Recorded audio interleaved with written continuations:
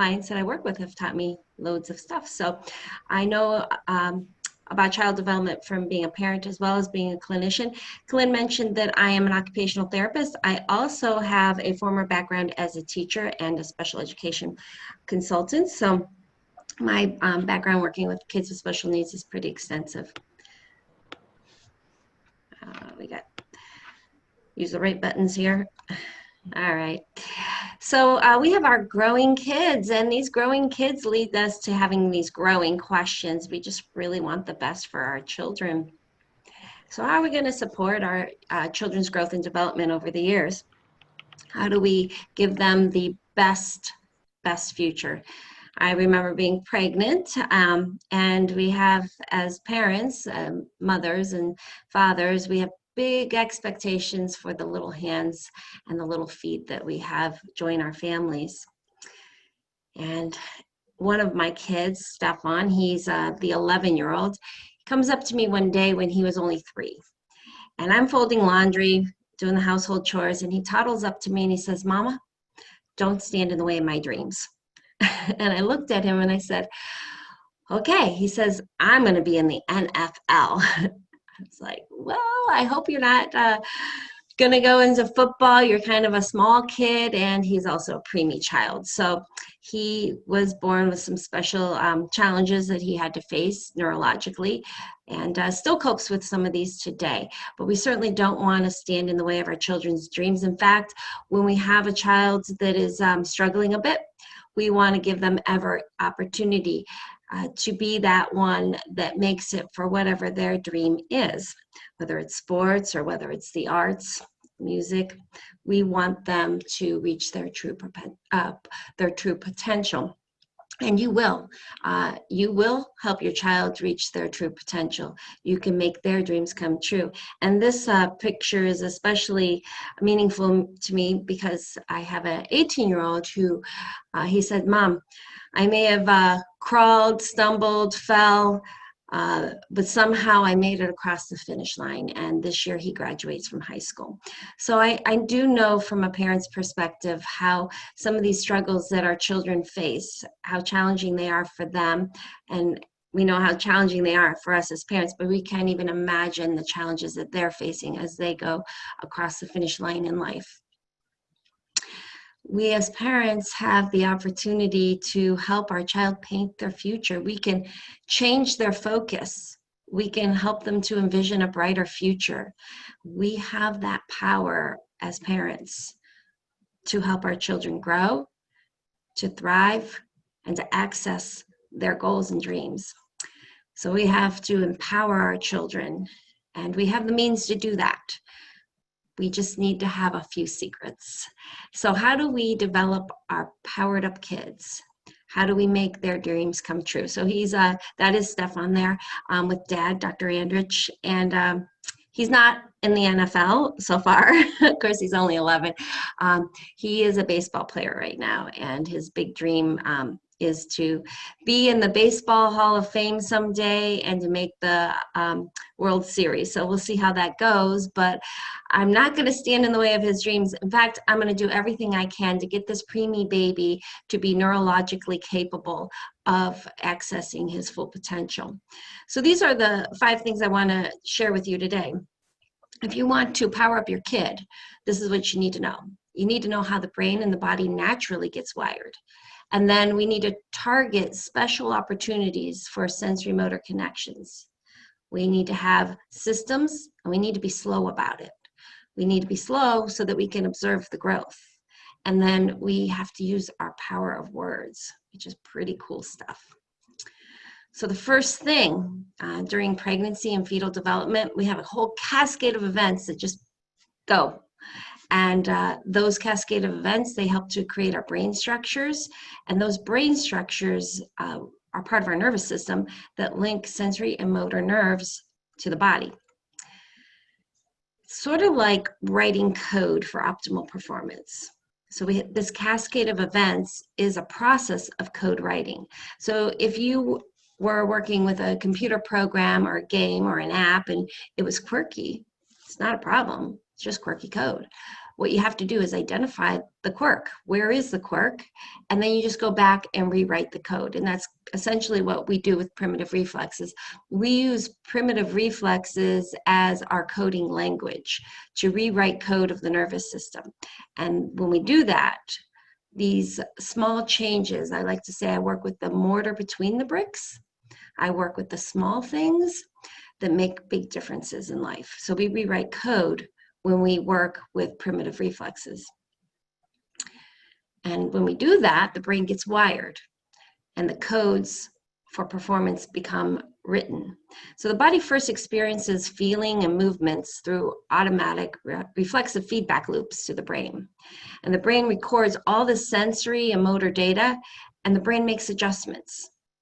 These adjustments of control really control our homeostasis. They control our motor experiences, or both our fine and our gross motor, our superfine motor control that controls our emotions, the way we behave, and the way we think.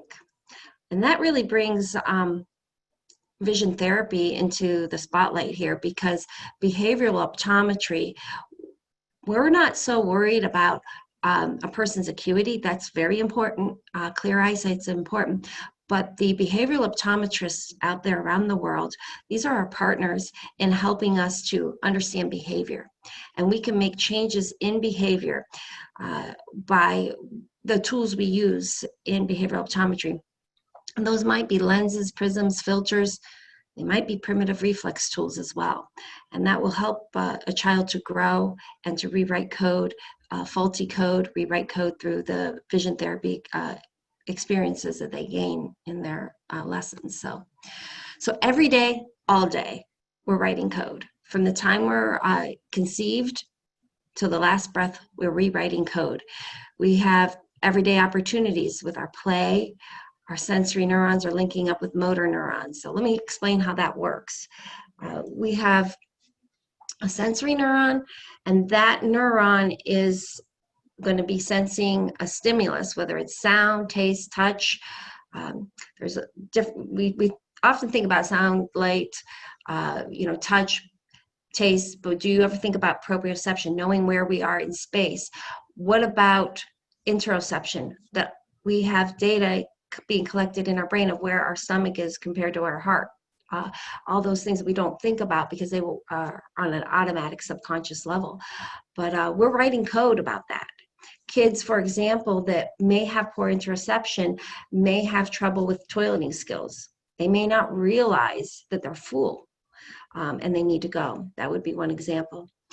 We continually activate these sensory neurons, but with every sensory stimulus, there has to be a motor response. So when the sound comes into the ears and we have a sound wave, it's not just a sound wave, it's not just sensory input. A lot of programs work on sensory input, sensory input, sensory input, but they really need to think about the motor response. What's supposed to happen in that eardrum when the sound wave comes in? Well, one thing that's supposed to happen is the muscle tension is supposed to change based on the frequency of sound. So if you imagine a drum head, the drum head is nice and tight, the sound is going to bounce off that drum head and it's going to make a certain sound.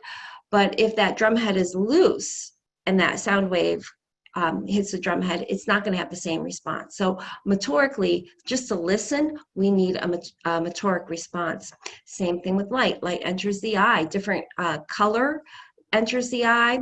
We're going to have a different response of the muscles that surround our pupil so that the pupil can appear to constrict and dilate. So every sensory stimulus has a motor response. If it's cold, cold makes the skin contract. It's a type of motor response to the skin. That's why you get goosebumps. So every sensory stimulus has a motor response. And as we continually activate these sensory neurons, firing with neural responses from the motor neuron, it allows our child to become more aware. And awareness is key. We have to be aware of differences in sounds, taste, touch, body movement, etc. As we have all these sensory experiences, whether it's just playing, hugging, kissing, rolling Play-Doh, running across the playground, all these sensory experiences, we are continually updating our data. We're continually updating our code. Our brain is rewriting code based on the prior experiences. So we respond in that way of refinement through our experiences. And then as efficient as we are at making these connections simultaneously and synergistically. So that means that that sensory neuron is stimulated, and motor neuron must connect immediately and pretty much simultaneously. And as efficient as that process happens, and as efficient as we write our code, the coding process of editing code that's faulty, that controls our development. So there is a sequence of code. This is basically how we write code for primitive reflexes. These are just some of the reflexes that we have in our human body. These are just some of the primitive ones that we have. Some of these are considered postural reflexes as well. Primitive reflexes happen first. They're part of our very, very early primitive brain, but as our brain develops, we go from brainstem to midbrain, we get more of a postural control, and then we get higher levels of brain develop until our executive functionings and our frontal cortex are well developed. So that's pretty much the basic code. There will be deviations in these numbers. If you went and looked them up, different resources have different time periods, but they're pretty nearly like this. So don't be surprised if you find some small deviations on when a reflex emerges and when it integrates. What's more important than the exact week that a reflex emerges is the sequence of emergence, and the sequence of integration is very important, especially when you're talking with about an older child. Let's say your child's 7 years old. Well, the fact that the rooting reaction comes in around 28 weeks, that's important, but we're way past 28 weeks. It integrates at approximately 3 months, but we're past 3 months. So it's more the sequence of events that happen that is your secret on how to really integrate.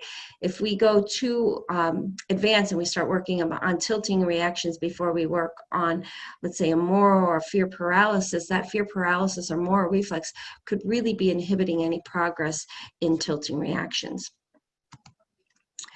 So timing is really everything. The exact timing between our sensory neuron stimulation and our motor response is crucial to integration of reflexes. We have to create, in behavioral optometry, we have the saying that we set the stage for discovery. So every vision therapist that you work with, they're working to set the stage for discovery. What are you discovering?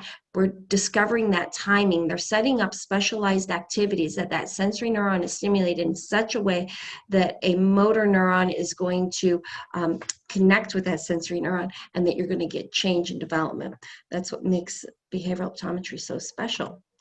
So here's what it's like. If you have neurons firing without a catcher, let's say that sensory neuron is being stimulated, but there's no motor neuron responding. Those are those kids that are like, please, it's too loud, it's too loud. They've got all the sensation, but no motor change, no motor connection there. And we want to definitely make that connection. So cells that fire together, wire together. Dr. Donald Hebb came up with this saying many years ago, that cells fire together and they wire together. And we use this premise in our therapy to get neurons to fire together, and then we want to wire them together. We don't just want to, in behavioral optometry, we're really looking at the whole person. So you might be asked to do some reflex integration activities, and you went into the eye doctor for an eye tracking problem. Well, if the eyes aren't tracking, it could be because it's not just a motor response of the eyes. The eyes are connected to other parts of our body, right? They're connected to our ears, for one thing. So we want to be able to, when we read a story, we want to be able not only be able to say the words we're reading, but if we're going to say the word, if we're going to have speech, if we're going to understand what we're reading, then we've got to turn the visual symbol into an auditory sound. We've got to turn that auditory sound into expressive language. We've got to turn that expressive language into another visual picture. So we are very much wired together. So in our good therapy that we do, you're going to be probably asked to be using metronomes. You're going to be asked to move the body in space, because we want those eyes linking together with the whole body. So neurons that are out of sync fail to link. So we really set the stage for discovery.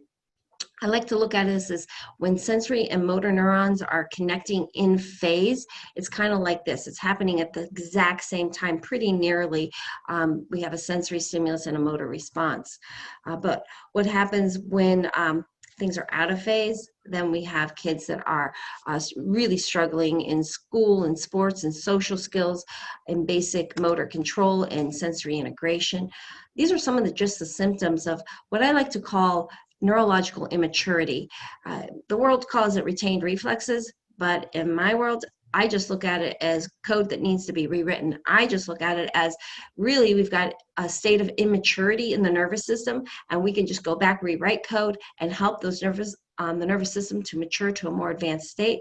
When we mature the nervous system to a more advanced state, the brain grows and develops, and we get kids that are like, wow, I don't know what you've been doing, but your child is so much more mature. We see a significant difference than the last time we saw your child. So these are just some of the symptoms of retained primitive reflexes or immaturity of the nervous system. The behavior is a big key. We got to watch our kids to see, are they irritable, whiny? Do they melt down, angry outbursts? That could be a sign of moral reflex activity. Do they have difficulty maintaining posture? Perhaps that's a retained Heimlich labyrinth reflex. Do they have difficulty following directions? There could be a deficiency between the asymmetrical tonic neck reflex and auditory processing, or spinal volant integration and auditory processing. Maybe it's just overwhelming. We have to look at skin color, sweating, and they get white as a ghost when they're in a new situation. Do they crawl under the table? Do they have trouble breathing? Do they, every time they're asked to do something difficult, are they locking down and holding their breath? Do they shut down, refuse to participate in social events, interact with others? Do they get nervous or scared with that? Do you see poor coordination? They have difficulty with their milestones, or even a professional athlete can have poor coordination and still have these reflexes that are immature. I did do some training for the Olympics for gymnastics when I was young, and I can tell you I had some significant reflexes retained. You can push yourself through it, but that moving ahead in life does not actually fix the structure below.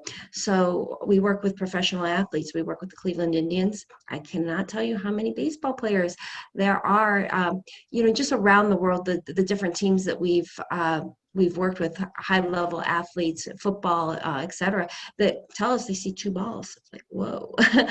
what would happen if they would have caught this when they were younger? And of course, we do reflex integration work with our professional athletes as well as our child with disabilities. Nobody out there, is free of saying that they're perfectly developed. We can always go to another level. So do your children, do they avoid being touched? Do they not like tags or haircuts? Do they get overly silly? That's a great way to try to fit in. If I'm overly silly, I laugh a lot, I'm just trying to avoid feeling bad. I mentioned covering their eyes or their ears. Do they cover an eye when they do their work? Do they have difficulty with attention? Attention is strongly linked to the symmetrical tonic neck reflex. Fidgety and restlessness, that's a tactile defensiveness. If you're fidgety, how do you keep your head and neck still enough for your eyes to actually do their work? Is there challenges with sleeping or poor muscle tone? And again, these are just some of the things that are signs and symptoms of retained reflexes, but certainly there are others. But this brings us to secret number 2. All right, we need you to target your opportunities for your children to have sensory motor connections. And obviously, vision therapy is going to be highlighted when you talk to me, right? Vision therapy is essential. Depending on the resource that you look at, I've seen statistics anywhere from 70 all the way up to 95% of the brain has visual connections, connecting to different parts of the brain. So vision is a huge part of success. Everything we do relies on vision. Even people who are visually considered blind use visual areas of their brain. So We have worked on cases where individuals have come to us blind and they have improved their vision, because vision is not eyesight alone. Vision really is whole brain function. So uh, getting them to a vision therapist. So I know I'm speaking to the choir here, but my choir out there, you can help change lives. You can tell other people, you see other families struggling, just let them know about vision therapy. Parents Unite, great group. Put them in contact with your local optometrist that does vision therapy. That is a great way to target opportunities to create this stage for discovery where your professionals out there can help sensory and motor neurons make connections. Also, auditory processing therapy, which is a huge part of what we do here, because we don't just treat eyes alone, we treat the whole child. And there are a lot of auditory and visual similarities. And so when one system is not working well, it's quite often the other system isn't well.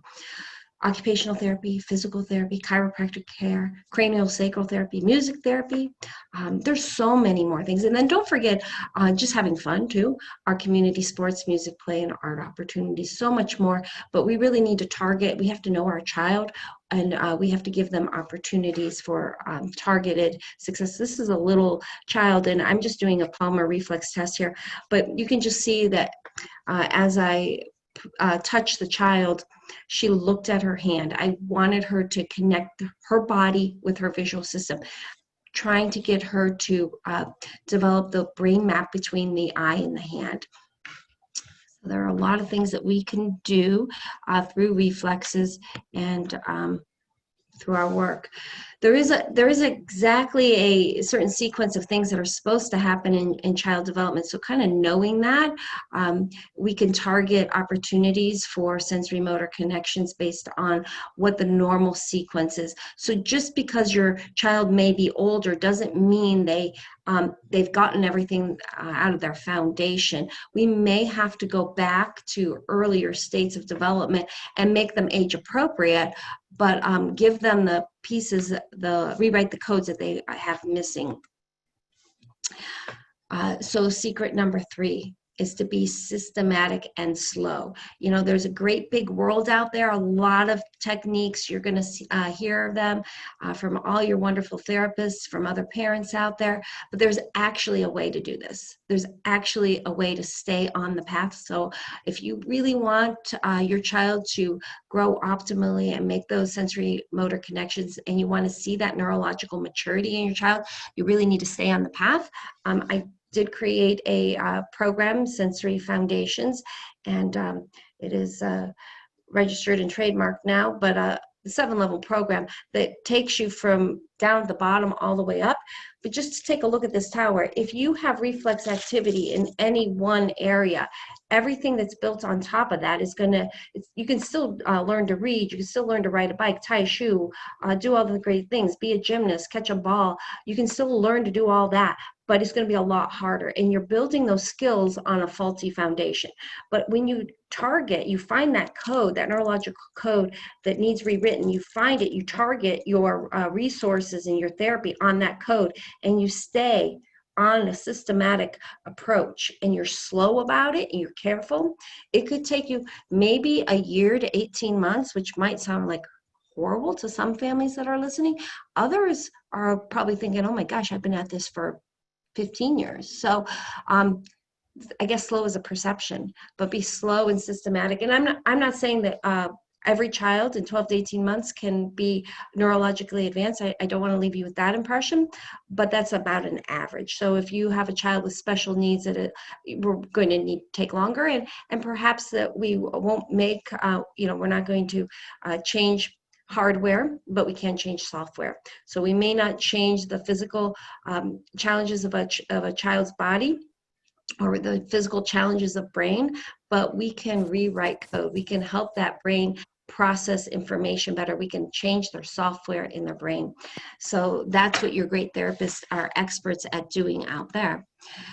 And this is from a book I've read by Clement Stone. It's actually a business book, and it's a rather old one, but it has a great quote. Little hinges swing big doors. I work on mortar between the bricks. If you work on the mortar between the bricks being reading, writing, catching a ball, whatever it is, playing an instrument, riding a skateboard, whatever it is for your child, be able to use scissors. Those are bricks. Those are the big doors in life. But it's the little hinges that move those doors. So look at what everybody else is missing. Stick to those reflexes. You're going to find some huge successes. Remember, there's a proper sequence. We have to learn to crawl before we learn to sit. We have to learn to stand after we learn to sit. And only then will we soar. Here's secret number 4. Observe for growth. So this little girl here is a client of ours in our practice. And this picture here is actually after she started therapy and she learned to walk in our therapy. She has some major visual challenges, but she learned to do this in our therapy. I don't know exactly how long into our therapy. I know it was less than a year. But she came to us, actually this picture here is also later in therapy, but she came to us not really able to walk independently. Her mother sent us these 2 pictures within the last, I think it's been a month ago, and she is now just independently walking down the street. She bent over to pick a flower for her mother, and you can see she's just, her life has changed. But mom is really good at observing that growth and that development. And mom is, of course, right on there, right on her child to make sure she has those targeted opportunities. All right. And this comes to secret number 5. You need to use the power of words to ignite success. This is one of my favorite books, The Hidden Messages in Water. Perhaps some of you have seen that out there. But what we say, and it's not just our words, it really is our body language. Not every parent out there has children that are verbal or that can hear. That you might be having children out there that have some form of deafness or maybe completely deaf, and they still hear. They still hear in our body language. So use your power of words to ignite success. I welcome everybody to read The Hidden Messages in Water. I think you'll find it very fascinating. So you really can redefine your child's future. You can bring them to a point of success. You can bring them to a point of neurological maturity. Primitive reflexes is a great way to look at the code and to rewrite that code, because that is a foundation to all of our emotional and physical well-being. And who knows, where are you going to lead your child to grow and go in the future? So now it's time to get those answers. I'd like to answer any individual questions that you might have about primitive reflexes, your specific cases, if you're a practitioner out there, or if you're a parent, a particular question you might have about your own child in their therapy. All right, great. We did have a question come in while you were showing the blocks. So somebody wanted to know where they can see what's written on the blocks. Well, you could email me and I'll be happy to give you that information. So my email is provided at info@sensoryfocus.com. I'm putting that in the chat just so it. Somebody's also asking, are you offering any virtual workshops?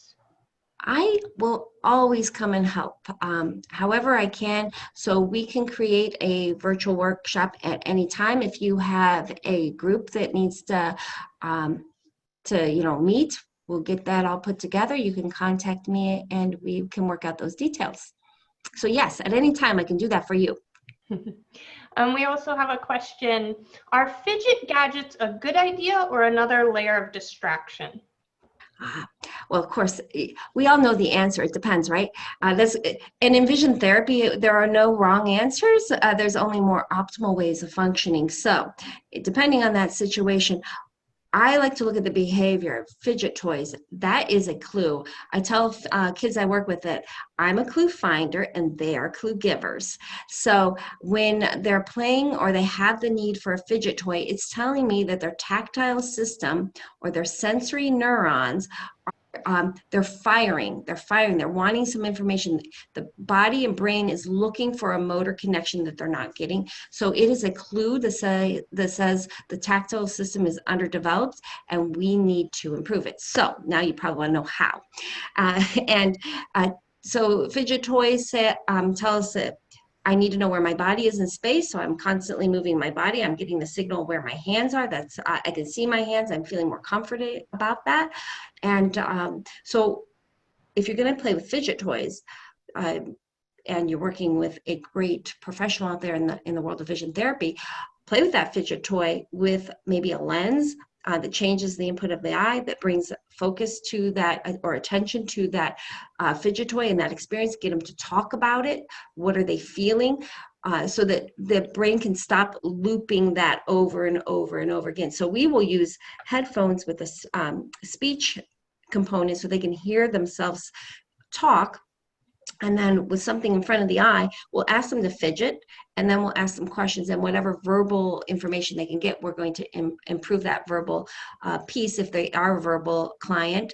And that really does help to help the tactile system move along. And then we're also going to go back and we're going to look at what's one of the first sensory experiences that a baby has. Well, it's Babkin palmento. When the baby comes out of the womb, baby's hungry. Baby's going to go to breast, and baby's going to use those hands to pull out that milk. So, and then that mouth is going to go open. So Babkin palmento. So we're going to do a lot of exercises that are open and close the hands and leave the mouth open. So I might do tapping a ball with the mouth open. I might do hand massage with the mouth open, or things like that. So I'm going to use the mouth and the hands with a visual connection, because again, baby comes out, the eyes are fixated on mom, so there's a visual piece. So I'm never going to leave out the vision piece of that. And that's how I do it. I go right through the stages of development, but make it age appropriate. Great. Kelly's asking, where can we get the Sensory Foundations 7 levels? Well, that is something that I sell.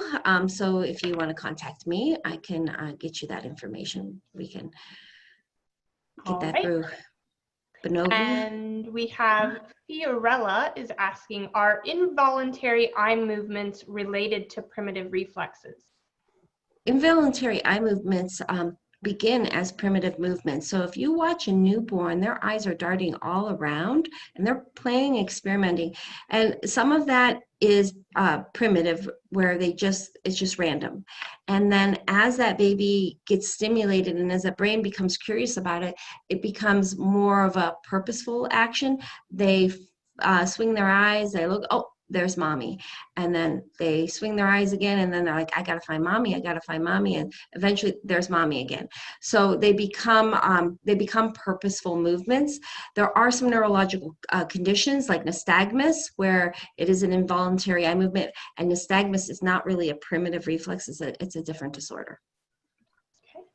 And Mia is asking, do you do the different therapy forms in your office, such as music therapy like you mentioned, or do you refer elsewhere? I do both. So I am licensed with a couple programs, the ILS system, the integrated listening system, as well as the listening system. So integrated listening and the listening system through advanced brain technology. So I do both, and we couple many of our therapies, our vision therapy, with headphones or metronome. So we're constantly, vision therapists tend to always work with the auditory processing because it's part of our foundation from our Skeffington 4 circles, which is just a frame of reference that we use as vision therapists. So we're always trying to tap into that auditory component, but some of my clients may not be working with me they're already working with an OT or a speech and language pathologist, that they could just get those services from that other client or other professional that they're working with. So I will also refer out. Okay.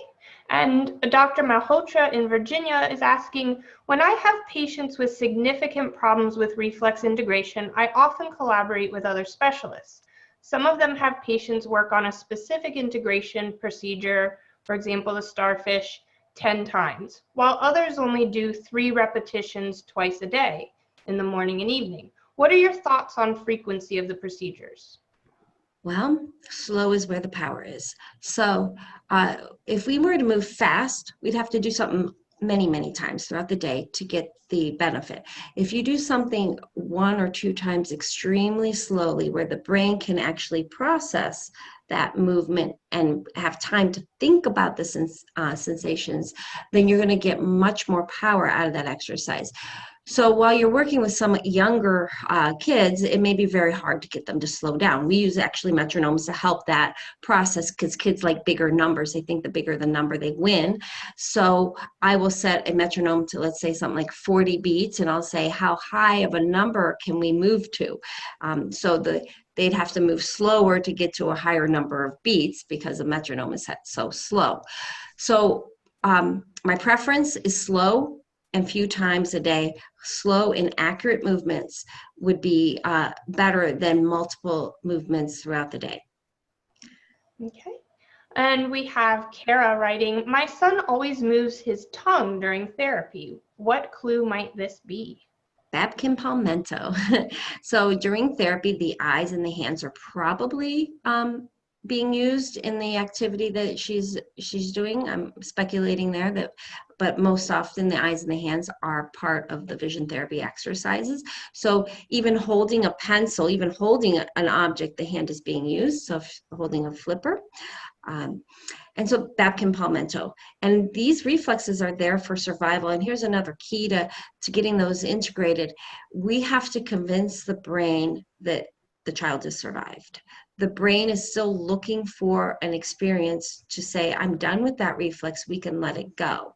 So we have to think about that. How do we convince the brain? And that really stems down to a reflex down here, the more reflex and the fear paralysis. If the brain is afraid to let go of that reflex for whatever reason, then the brain is going to hold on to it. So one way we can do it, the most powerful exercise you can do in any program, and of course I'm talking primitive reflex program, of course I'm talking about vision therapy, but even any program in life, which means your work, your play, the one thing that you can do is work on breathing. It's the very first thing that we have to do after we come out of that birth canal is breathe. And sometimes we don't, and that threatens life. So if you want to convince the brain to let go of these reflexes, you have to convince the brain that the child has survived. So you have to have good breathing. Excellent. Okay, Sherry is writing, do you encourage your parents to do daily practice of reflex integration? I find it's challenging to keep parents accountable. Oh, of course it is challenging, but this is what I tell families. I say, I understand, I am a mom after all, and I understand I'm a mom of 4 boys, so I really do get it. And not all my boys grew up so easy either, so I understand at that level as well. But we have to feed the nervous system. The nervous system is not fed by food. The nervous system is fed by sensory motor experiences. So we have to feed the nervous system. We cannot starve our children. We cannot say it's Hanukkah or Christmas, so we're going to take a break from development. We have to say we're going to develop on this day. When your baby was a baby and it was Christmas Day, they still developed on that day. And then, of course, I follow up with, but I understand reality. I understand that that's not going to happen. But if we can just put our thought process, our mindset, to think of it as important as putting a lunch or a dinner into our child. Can we put in a lunch or dinner of sensory motor experiences? Can we find a way to do it? Even 5 minutes a day, if that's all you can do. And even if that 5 minutes a day is just working on breathing, if that's all you can do, you will have profound lasting effects. So as optimally as a parent can possibly put it together in their busy days with the multiple children, we need to do that. Okay. And Fiorella is writing, is involuntary eye rolling a tic, and should it be treated with vision therapy? My daughter is 12 years old, and I've noticed she started with this situation when she was 5. Then it went away and reappeared sometimes, but this year it's been a problem since it is happening very often daily.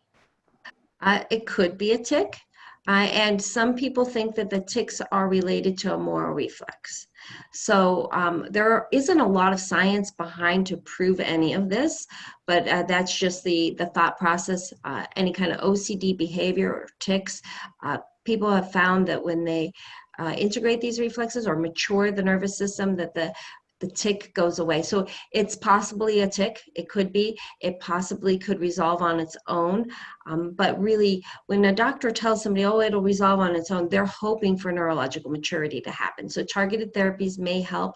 And this is a touchy situation. So self-esteem on our clients is the most important thing to us. If we, because again, the power of words, right? The power of our language. If we let our children know in any way, if we make them feel that they're deficient in any way, that could really impede future progress. So it's a tough situation, but if the child is aware of it already, then you can videotape it and say, let's look at what's going on. What are you feeling? Let's try to get a hold of this this tic. And that awareness, sometimes just getting the brain to be aware that this is happening is all you need to do as well.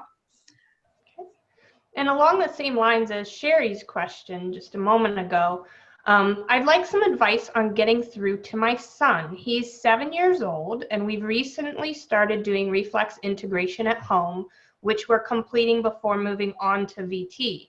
I've tried explaining to him in many different ways how this is important and why addressing this and his vision are important for him, school, future.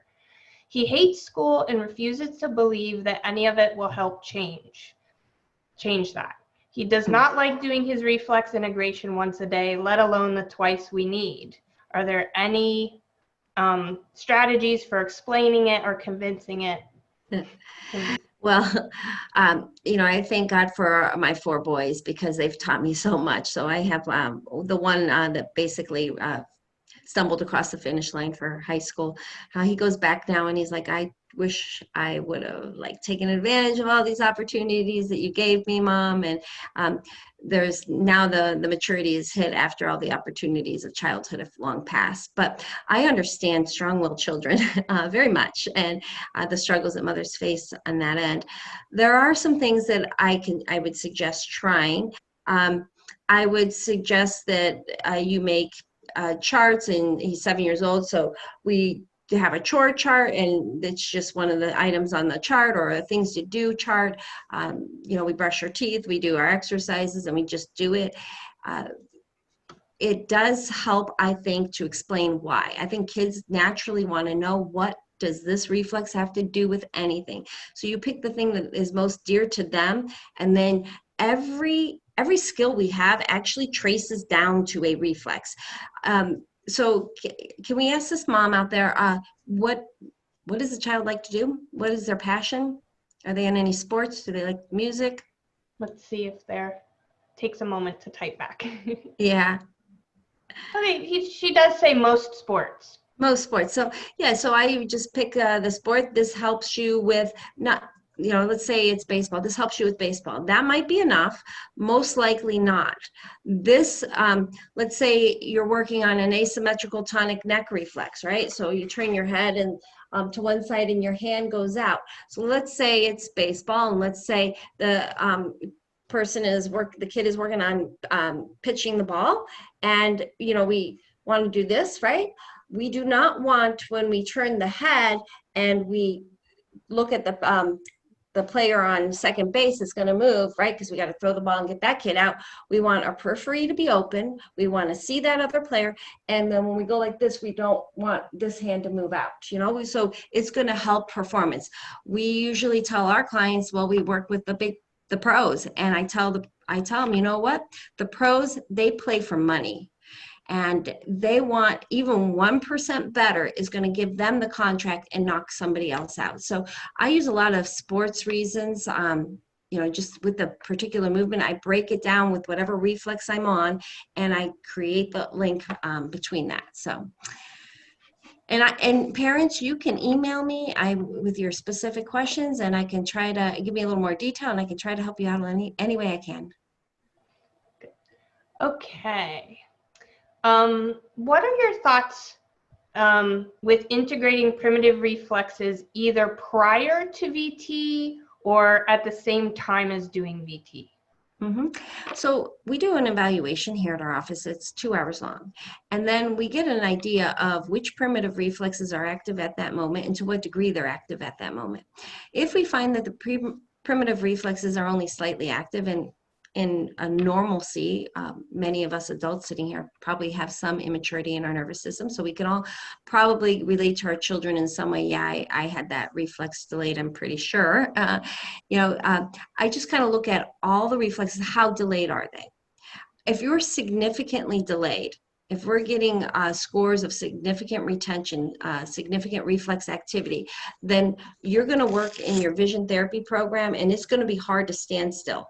So your body's going to be shaking around. Now, how easy is it going to be to fuse an image, Brock string, or ask whether something is bigger or smaller when you put a lens in if the foundation is so unstable? So when you have significant reflex integration issues, then my recommendation is to do it prior. Here, we have our clients go into our Sensory Foundations program, where we work primarily on our vision, primarily on our reflexes, but we add vision pieces to everything. We add auditory, we add vestibular pieces to every reflex exercise that we do. And many of those reflex exercises can be found in Bonovi. So if your offices are using Bonovi, they would have access to those. And we'll go through those and make sure that they're ready.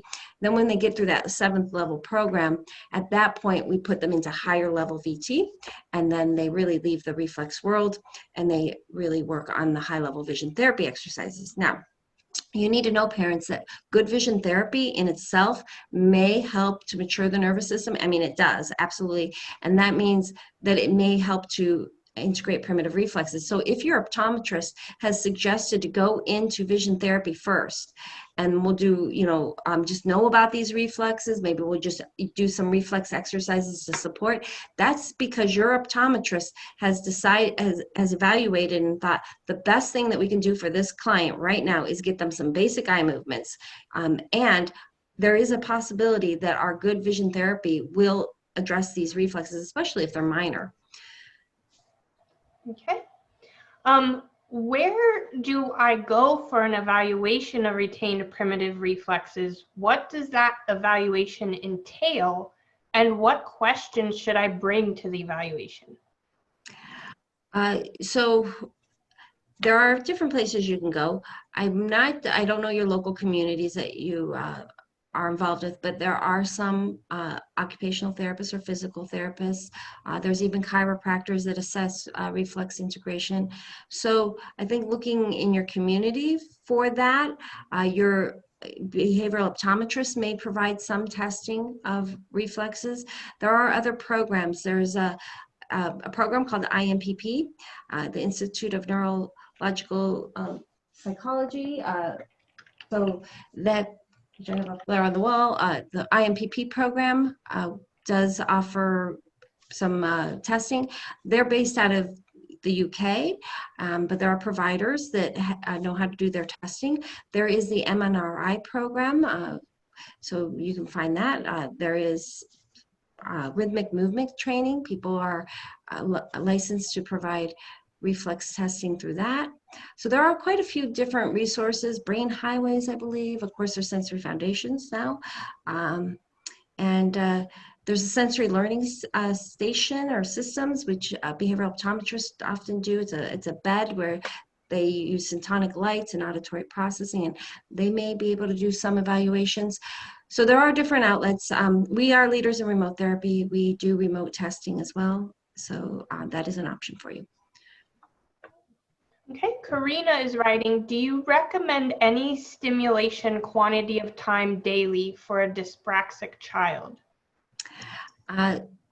So dyspraxia, I have had so many clients that have lost that label. Of course, we believe labels are for cans. So dyspraxia is really a timing issue of those neurons. And remember I said that reflex integration, for maturity, we have to have that motor neuron, that sensory neuron. They need to be connected simultaneously and synergistically. So once you get that done, then often symptoms of dyspraxia disappear, which is quite lovely for those individuals.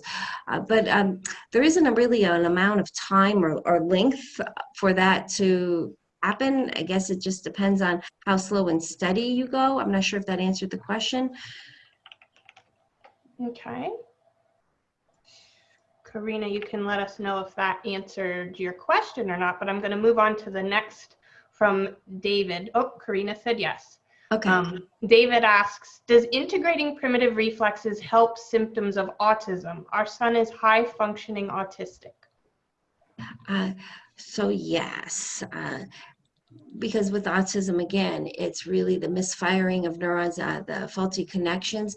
And there are some research that says that the cerebellum is often smaller in kids with autism. Cerebellum is involved in slow coordinated movements. So when we slow down and break apart these reflexes and these exercises that we do, and we give an experience of how the body feels when it can move slow, then slow coordinated movements develop, which means the cerebellum develops, and the child with autism starts to perform better.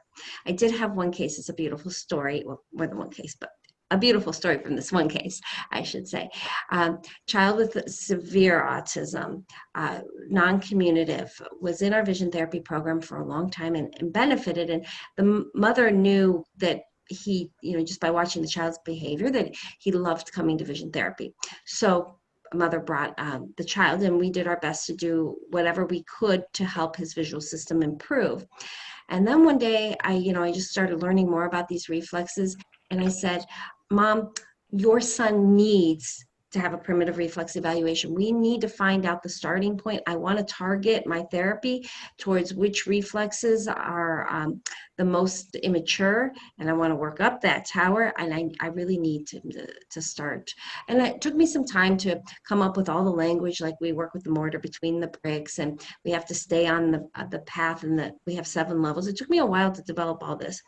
But eventually I convinced Mom, and I said, I must have said just the right thing, because Mom said, okay, we've trusted you with vision therapy. Our son is absolutely better off because of it. We're going to do this reflex integration program. So we did the reflex integration program. The child couldn't hold his arms up because tonic labyrinth reflex was so active that he had such poor muscle tone. So we matured the tonic labyrinth reflex. And what happened when we matured the tonic labyrinth reflex is that the child gained postural control and muscle control.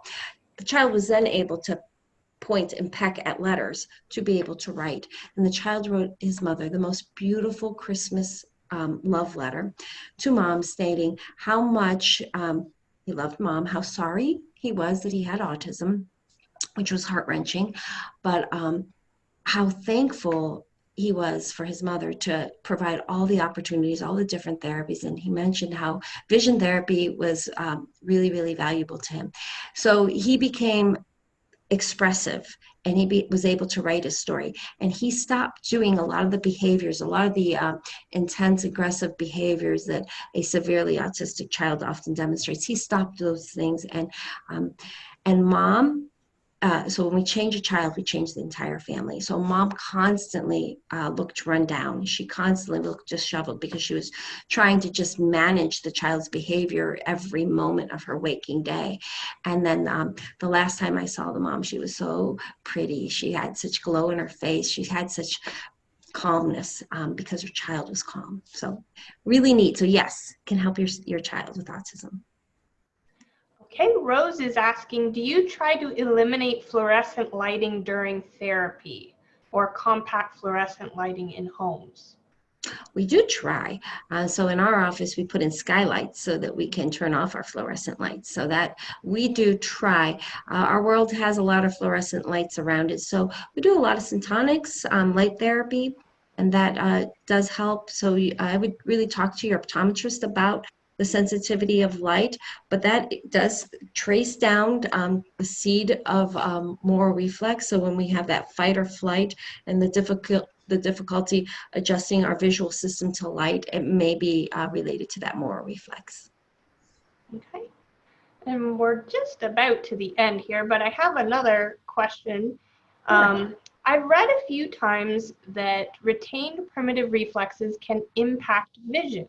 Alternatively, can early vision problems cause the primitive reflexes to have been retained in the first place? Yes and yes. So structure changes function, and function changes structure. So we don't really always know what came first, but I can tell you that there are some significant, important activities that babies do that if they don't do them correctly or they miss out on those stages, the visual system is compromised. Absolutely. For example, toes in the mouth.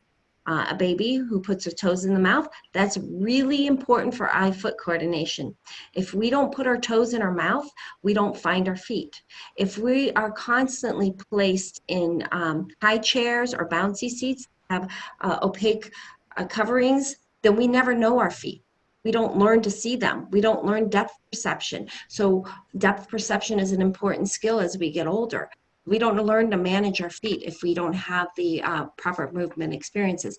If we don't do a commando crawl on our belly, we don't learn to pull with our fingers and grip, reach for our goals in life and pull them into our life. And we don't use our toes as we crawl along the floor to push through the hard times and to integrate the Babinski and to integrate the Palmer and to integrate the top of the body, bottom of the body, and the right side and the left side. We do not learn midline, which the eyes need to come to. So we might have a distorted sense of where our middle is. We do not learn how to manage our whole body at the same time. We do not learn these saccadic eye movements. So if we, and that's just crawling on our belly, which is really just a few weeks of life. But these milestones are really important. These certain activities write our code for later processing and later function. So often when we look at a child with struggling, we look and we say, well, wait a minute. They were dragging their legs when they performed the commando crawl. They still don't know how to commando crawl correctly. And then I check an amphibian reflex, and the amphibian reflex is immature, which caused their legs to drag in the first place. So we do not know if it was experience that a lack of experience or the wrong experience at the wrong time, if that was what caused the visual development delay, or if it was a physiological issue, or if the eyes, the one little girl that I showed you that walked, she was born with a congenital issue. She does not have one eye, actually, and one eye is completely blind. So that is a structural thing that did affect her reflexive maturity.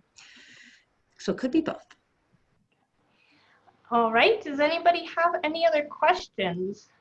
I did just respond to Rose in the chat. This session has been recorded. It will be posted in the Vision Therapy Parents Unite Facebook group if you're a member of that group. If you'd like to send me your email address privately, you can send that and I'll make sure you get the link.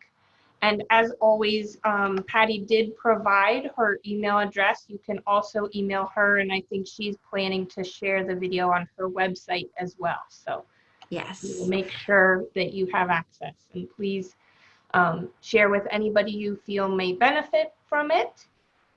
And all right, yes. Any other questions? So I just want to say thank you for everyone out there. Thank you for all your support, your inspiration, for your dedication, for your love for your own children, and for the love of all those children out there. And it's because of you and what you do as a parent and as a professional that your child will feel the joy of success. Thank you very much, Patti, for taking the time and sharing with us. As always, it was I am here for you. Wonderfully informative. Thank you. Thank you all for joining us. I hope you have a good rest of your day, your night, the weekend, and stay well, everyone. Be well, stay inspired. Bye-bye.